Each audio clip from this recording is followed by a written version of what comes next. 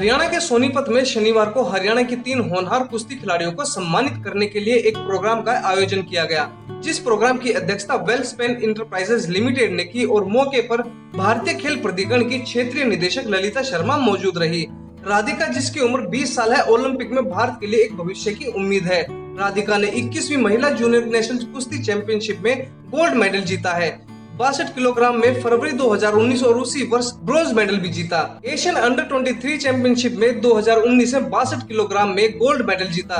महिला कुश्ती खिलाड़ी राधिका ने बताया कि अभी कोरोना काल चला हुआ है और उनके प्रैक्टिस में थोड़ी बाधा है, लेकिन फिजिकल तैयारी वह अच्छे से कर रही है और विश्वास दिलाती हैं कि ओलंपिक में मेडल लाने का प्रयास करेंगी।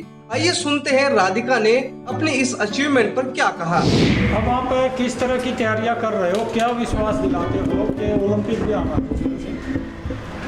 अभी मैं जैसे कोरोना चल रहा है, कोरोना की वजह से जो प्रैक्टिस पूरी नहीं हो पाती, पर फिजिकल तैयारी पूरी चल रही है हमारी और आगे विश्वास दिलाते हैं कि मेडल लाएंगे ओलंपिक में 2024 में।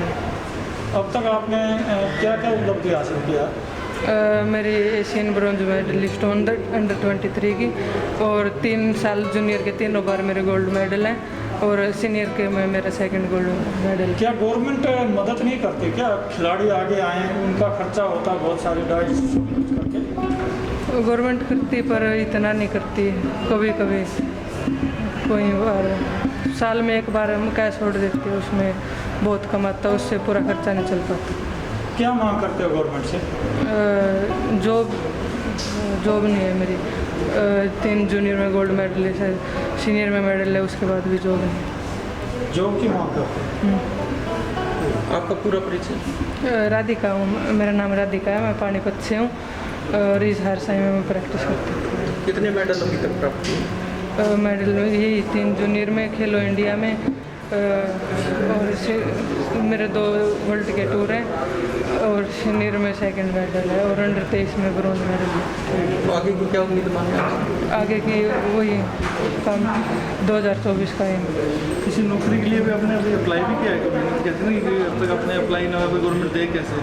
हाँ, तो अभी अप्लाई भी किया है कभी आपने? रेलवे में किया था एक बार। अच्छा, उसमें भी नहीं। इसके बाद हमने बात की सारिका से। सारिका की उम्र 14 साल है और सोनीपत के एक छोटे से गांव रिवाड़ा से आती हैं। उन्होंने साल 2017 में कुश्ती के क्षेत्र में कदम रखा। केवल 2 वर्ष के कड़े संघर्ष के बाद 2020 में कैडेट स्तर की राष्ट्रीय चैंपियनशिप में हरियाणा का प्रतिनिधित्व किया, जिसमें उन्हें गोल्ड मेडल प्राप्त हुआ। जूनियर महिला खिलाड़ी सारिका ने बताया कि उनको खेलों में मात्र 2 साल हुए हैं और उनकी उम्र अभी 14 साल है।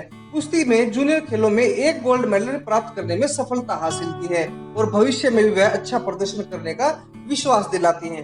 तो आइए दोस्तों, हम बात करते हैं सारिका से, जो कि कुश्ती खिलाड़ी हैं जिन्होंने नेशनल चैंपियनशिप कैडेट में गोल्ड मेडल जीता है। उनसे बात करते हैं। सबसे पहले आपको पीछे जाएंगे। मेरा नाम सारिका है, मैं 14 साल की हूँ और आगे भी बहुत अच्छा करना चाहूँगी। अभी जिस तरह मैं गेम्स में मेडल ले रही हूँ, अभी 2 साल हुए ट्रेनिंग करते, तो अभी मैंने सिर्फ फर्स्ट कैडेट खेला था तो उसमें मेरा गोल्ड आया और मैं आगे भी ऐसे ही मेहनत करना चाहूँगी और अच्छे मेडल लेना चाहूँगी। कौन सा कुश्ती खेलते हो? हाँ जी। किस तरह से तैयारियाँ हो रही है, कहाँ पर तैयारियाँ कर रहे हो? मैं अभी भिवानी साई में प्रैक्टिस करती हूँ। आगे की क्या उम्मीद मांगे आपसे? आगे की उम्मीद, मैं अभी जिससे प्रैक्टिस करती हूँ तो अभी और ज़्यादा मेहनत करना चाहती हूँ और आगे भी इंटरनेशनल टूर्नामेंट्स में गोल्ड लेना चाहती हूँ। क्या गवर्नमेंट से सहायता मिल रही है आप सबको? गवर्नमेंट हर साल जो मेडलिस्ट बच्चे होते हैं उनको कैश अवार्ड और स्कॉलरशिप देती है। तो आपका काम चलता बढ़िया? काम बढ़िया तो नहीं, बट ये जिस तरह वो हेल्प करती है वो एक हिसाब से सही करती है। वैसे सरकार से क्या मांग करते हो कि सब तरह की सुविधाएं उपलब्ध हो जाएं?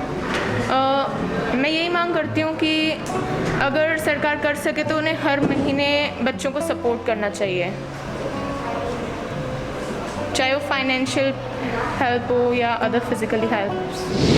दोस्तों, इसके बाद हमने बात की है खिलाड़ी पिंकी से, जिनकी उम्र महज 14 साल है और भिवानी की रहने वाली हैं। पिंकी ने कैडेट नेशनल रेसलिंग चैंपियनशिप 2019 और 20 में ब्रोंज मेडल जीता है। फिलहाल पिंकी वर्तमान में कोच हरिंदर सिंह के नेतृत्व में सोनीपत के साई में प्रशिक्षण ले रही हैं। खिलाड़ी पिंकी ने बताया कि वह लगातार मेडल प्राप्त करने के लिए प्रैक्टिस कर रही हैं। वह नेशनल में मेडल जीत चुकी हैं और इंटरनेशनल स्तर पर मेडल प्राप्त करने के लिए तैयारी कर रही हैं।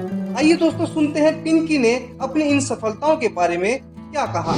सबसे पहले आपका परिचय चाहेंगे। मेरा नाम पिंकी है, मैं भिवानी डिस्ट्रिक्ट से हूँ और भिवानी साई सेंटर में प्रैक्टिस करती हूँ।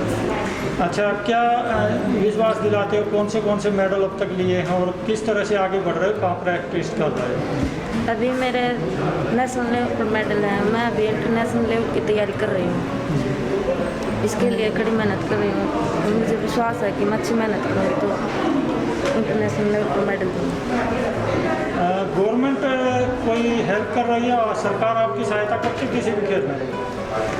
कुछ ज़्यादा तो नहीं कर रही, बस कुछ स्कॉलरशिप के कुछ रुपये आ जाते हैं साल में, ज़्यादा नहीं आते, बस उससे खर्चा भी नहीं निकलता। खर्चा नहीं निकलता। सरकार से क्या मांग करते हैं?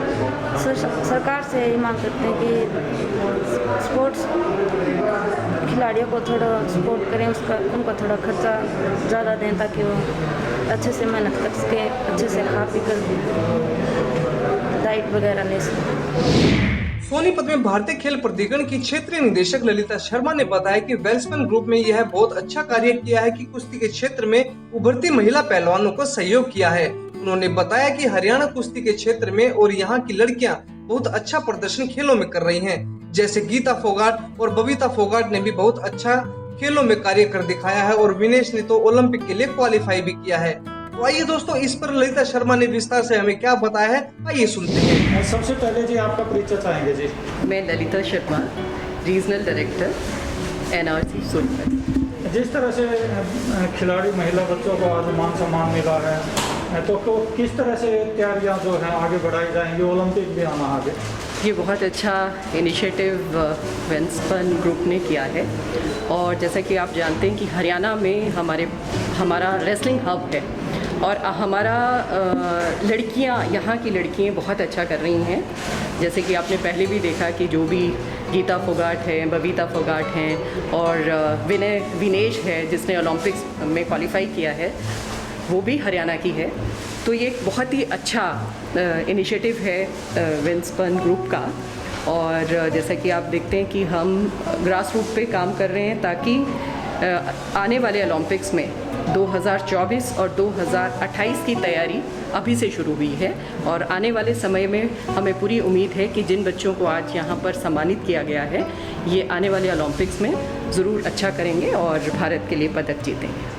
जिस तरह से ओलंपिक की तैयारी के लिए, रेसलिंग के लिए फील्ड मैट पर पहलवान जो है कब से आने शुरू होंगे? कोरोना काल से भी अभी उम्मीद है कि अक्टूबर से, जो कि अभी आपने मंत्री जी की स्टेटमेंट भी पढ़ी होगी, तो उन्होंने उम्मीद जाहिर करी है कि अक्टूबर में शायद हम लोग ये सब कर पाएंगे और बाकी डिपेंड करता है कि हालात कैसे हैं, क्योंकि आपको पता है रेसलिंग एक कॉन्टैक्ट गेम है, तो हम कोई ऐसा रिस्क नहीं लेना चाहते कि बच्चों को कोई प्रॉब्लम हो, पर फिर भी तैयारी पूरी है कि जैसे ही हालात नॉर्मल होते हैं we will start the sports activities. जी, थैंक यू। वेल्सपन कंपनी के चेयरमैन बीके गोयनका ने बताया कि उनकी कंपनी विभिन्न तरह के सामाजिक कार्यों में हिस्सेदारी रखती है और महिलाओं की शिक्षा और विभिन्न तरह के कार्य 3 वर्ष की योजनाएं बनाकर करती है। इससे खिलाड़ी महिलाओं को भी मान सम्मान दिया जाता है। तो आइए सुनते हैं बीके गोयनका, जो कि वेल्सपन कंपनी के चेयरमैन है, उन्होंने इस मौके पर क्या कहा। सबसे पहले आपका परिचय चाहिए। मैं बीके गोयनका वेल्सपन का चेयरमैन हूँ और हम यहाँ पर एक रोड का निर्माण कर रहे हैं जो कि पानीपत से दिल्ली तक की रोड है और उस तहत पे मैं आया हुआ था, तो आज इस प्रोग्राम से जुड़ने का मेरा एक सौभाग्य हुआ। सर, जिस तरह से आज यहाँ पर महिला खिलाड़ियों को वो सम्मान मिला है ताकि वो देश में आगे बढ़ सके और गोल्ड मेडल जीत सके, तो आपकी कंपनी की तरफ से क्या प्रयास किया गया है? ये हमारा जो बेसिकली, जैसे कि मैं बोल रहा था अभी, कि हमारे फाउंडेशन के तहत, वेल्सपन फाउंडेशन के तहत हमारे 3 E's का हमने एक फोकस किया हुआ है। उसमें एजुकेशन है महिलाओं के लिए, एम्पावरमेंट है और इन्वायरमेंट है। उसमें आप इन्वायरमेंट बोलिए, इंक्लूसिवनेस बोलिए, और उसके अंदर स्पोर्ट्स भी एक बड़ा हिस्सा है। तो हर तरह के हम डिफरेंट कार्यक्रम करते हैं जो सब महिलाओं से जुड़े हुए हैं। अब तक कितने आप महिलाओं को खिलाड़ियों को आगे लेकर आए हो?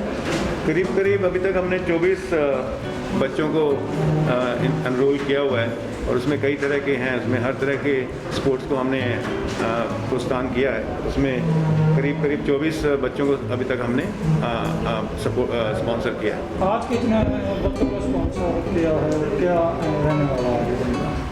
नहीं, हमारे यहाँ एक प्रोसेस है, उस प्रोसेस के तहत हमने इन 3 बच्चों को सिलेक्ट किया और ये देखा कि इनमें पोटेंशियल है और 2024 में कैसे ये ओलंपिक में जाके इंडिया का नाम रोशन करें, उसके तहत पोटेंशियल को देखते हुए जो भी सपोर्ट चाहिएगा वो वेल्सपन फाउंडेशन करेगा। Thank you. हरियाणा के खिलाड़ियों ने कुश्ती के अतिरिक्त अन्य खेलों में भी भारत का नाम विदेशी धरती पर रोशन किया है और अब यहाँ पर यह 3 महिला कुश्ती खिलाड़ी भी भविष्य में अच्छा प्रदर्शन करने के लिए लगातार संघर्ष कर रही हैं, क्योंकि ओलंपिक में मेडल प्राप्त करना देश के लिए बहुत ही महत्वपूर्ण होगा।